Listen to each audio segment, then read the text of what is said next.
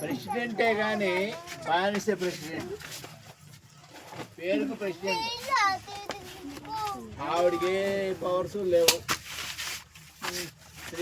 శ్రీరాముడికి ఒక పెద్ద టెంపుల్ కట్టారు అయోధ్యలో. కనీసం దాని ప్రారంభోత్సవానికి కూడా ఆవిడ పిలవాలి. ఆవిడని భజన చేసేస్తారు, పిలవకపోయిన ఇంటి దగ్గర భజన చేసేస్తారు, శ్రీరామ శ్రీరామ. అయోధ్యకు మాత్రం రానివ్వాలి. ఇది నెంబర్ 2. భారతదేశంలో నీకే హక్కు ఉండాలో ఉండకూడదో చట్టాలన్నీ ఎక్కడ తయారవుతాయి ఇది తెలియదు. తెలుసా? చట్టాలు ఎక్కడ తయారవుతాయి? నీకు భూమి ఉండాలో అక్కర్లేదో చట్టం ఎవరు చేస్తారు? నీకు మాట్లాడే హక్కు ఉందో లేదో చట్టం ఎక్కడ ఉంటుంది? నువ్వు సంఘం పెట్టుకోవచ్చు పెట్టుకోకూడదు చట్టం ఎవరు చేస్తారు? ఎక్కడ చేస్తారు? నీకు రిజర్వేషన్ ఉండాలి అక్కర్లేదు చట్టం ఎక్కడ జరిగింది?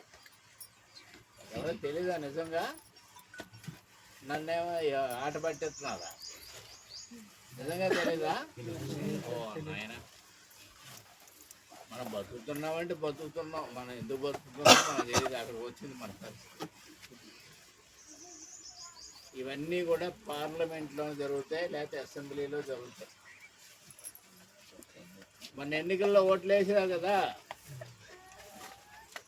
ఓట్లేస్తే ఎవరో పార్లమెంట్ మెంబర్ అయ్యారు కదా, వాళ్ళందరూ కలిసి పార్లమెంట్లో కూర్చొని మీకు కావాల్సిన చట్టాలని మనకు కావాల్సిన చట్టాలు మంచి చెడ్డ చేస్తుంటారు. అర్థమైందా? అంటే పార్లమెంటే భారతదేశం మొత్తానికి ఉన్నతమైంది. అక్కడ చట్టం చేస్తేనే ఎవరికైనా ఏ హక్కైనా ఉంటుంది, ఏ ఆస్తి అయినా ఉంటుంది, లేకపోతే ఉండదు. ఆ పార్లమెంట్కి అంటే రాజ్యాంగానికి అధిపతి ఎవరంటే రాష్ట్రపతి. రాష్ట్రపతి అంటే ప్రెసిడెంట్. రాజ్యాంగానికి అధిపతి ప్రెసిడెంట్ కంట్రోల్ ఉంటుంది రాజ్యాంగం. ఆ రాజ్యాంగంలో ఏముంది? పార్లమెంట్ ఏమో చట్టాలు చేస్తుంది.